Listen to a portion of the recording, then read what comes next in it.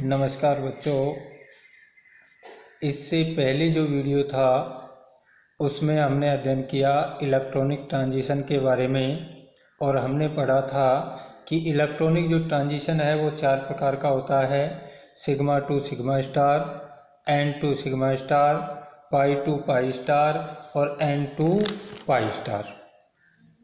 आज जो है हम बात करते हैं क्रोमोफोर और ऑक्सोक्रोम के बारे में। हम जानेंगे कि ये क्रोमोफोर और ऑक्सोक्रोम क्या होते हैं और अवशोषण जो तरंगदैर्घ्य है उस पर इनका क्या प्रभाव पड़ता है।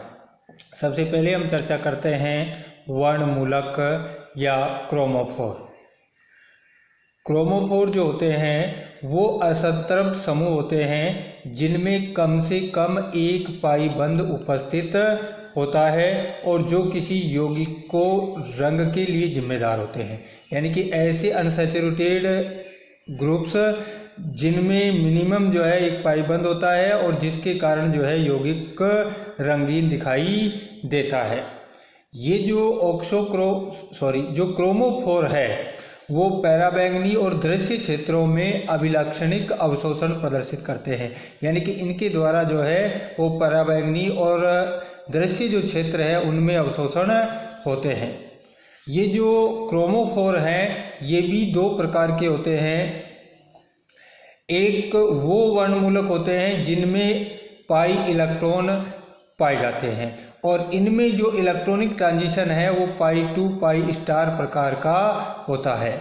जैसे आपके एथिलीन है, एसिटिलीन है, इनमें जो है इस तरह का संक्रमण पाया जाता है। दूसरे प्रकार के जो क्रोमोफोर हैं उनमें पाई इलेक्ट्रॉनों के साथ साथ नॉन बॉन्डिंग इलेक्ट्रॉन यानी कि एल इलेक्ट्रॉन भी पाए जाते हैं। तो इनमें 2 प्रकार के संक्रमण जो है होते हैं। एक जो है होता है आपका पाई टू पाई स्टार और दूसरे प्रकार का होता है एन टू पाई स्टार संक्रमण।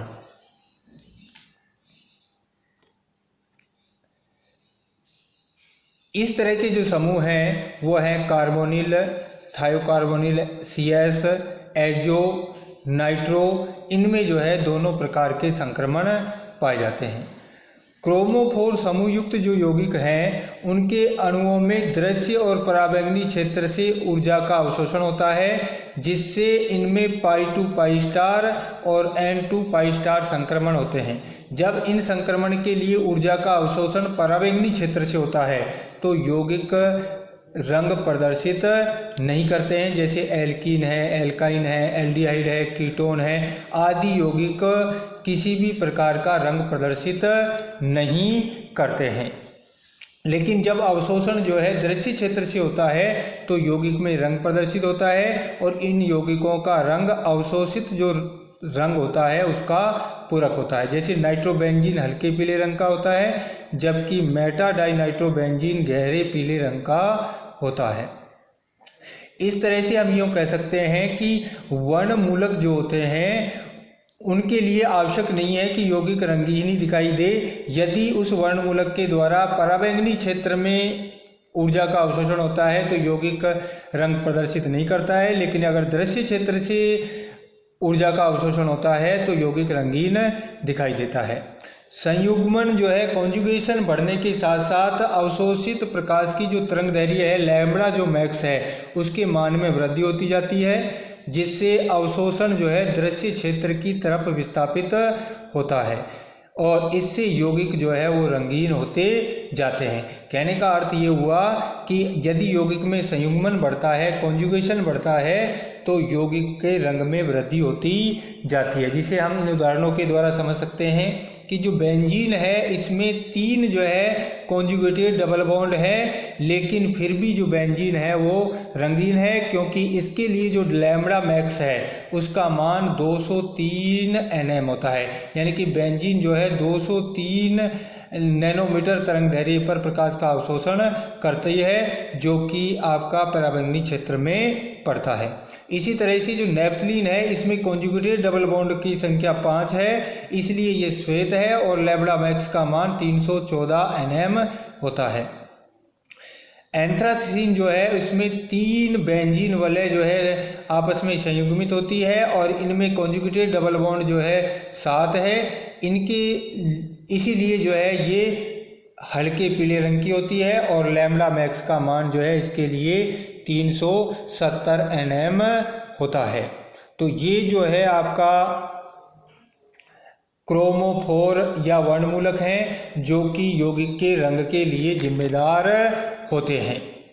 इसके बाद में हम दूसरे प्रकार के समूह की बात करते हैं जो यौगिक के रंग के लिए जिम्मेदार होते हैं और वो हैं आपके ऑक्सोक्रोम या वर्णवर्धक। ऑक्सोक्रोम जो है वो ग्रीक शब्द है जो 2 शब्दों से मिलकर बना होता है। ऑक्सो जिसका अर्थ होता है बढ़ाना और क्रोम जिसका अर्थ है रंग, यानी कि ऑक्सोक्रोम का शाब्दिक अर्थ होता है रंग बढ़ाना। ये जो समूह होते हैं ऑक्सोक्रोम या जो वर्णवर्धक होते हैं स्वयं किसी यौगिक को रंग प्रदान नहीं करते हैं, यानी कि ये अकेले हों तो यौगिक में कोई रंग नहीं होगा, परंतु किसी वर्णमूलक के साथ जुड़ करके उसके रंग में वृद्धि कर देते हैं, यानी कि उसके रंग को बढ़ा देते हैं। इसीलिए इन्हें जो है वर्णवर्धक या ऑक्सोक्रोम कहते हैं। वर्णवर्धक संतृप्त समूह होते हैं जिनमें कम से कम एक अबंधी इलेक्ट्रॉन युग्म पाया जाता है, यानी कि जो ऑक्सोक्रोम होते हैं ये सैचुरेटेड ग्रुप्स होते हैं जिनमें कम से कम एक जो है अबंधी इलेक्ट्रॉन यानी कि लोन पेयर पाया जाता है। जैसे हम देख सकते हैं OH है, OR है, NH2 है, NHR है, SH है, SR है, Cl, Br, आयोडीन, फ्लोराइड और ऑक्साइड। ये जो है ऑक्सोक्रोम है जो यौगिक को खुद रंग नहीं प्रदान करते, लेकिन इनकी ये जो होते हैं वर्ण जो मूलक होता है उसके रंग में वृद्धि कर देते हैं।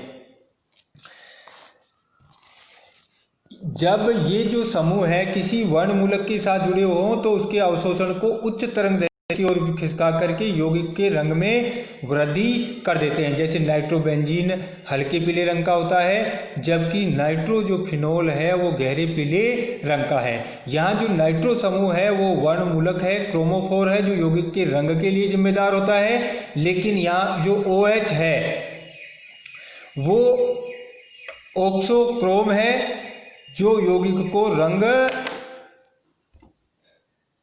OH जो है यौगिक को के रंग में वृद्धि करता है। इसीलिए नाइट्रोफिनोल जो है हल्के पीले रंग का होता है जबकि नाइट्रोबेंजीन हल्के पीले रंग का होता है जबकि नाइट्रोफिनोल जो है वो गहरे पीले रंग का होता है और इसके लिए लैम्ब्डा मैक्स का मान 351 नैनोमीटर होता है, जबकि नाइट्रोबेंजीन के लिए जो है लैम्ब्डा मैक्स का मान 268 nm होता है। तो आज ये था ऑक्सोक्रोम एंड क्रोमोफोर्स जिनके बारे में हमने जानकारी प्राप्त की। आज के लिए इतना ही, धन्यवाद।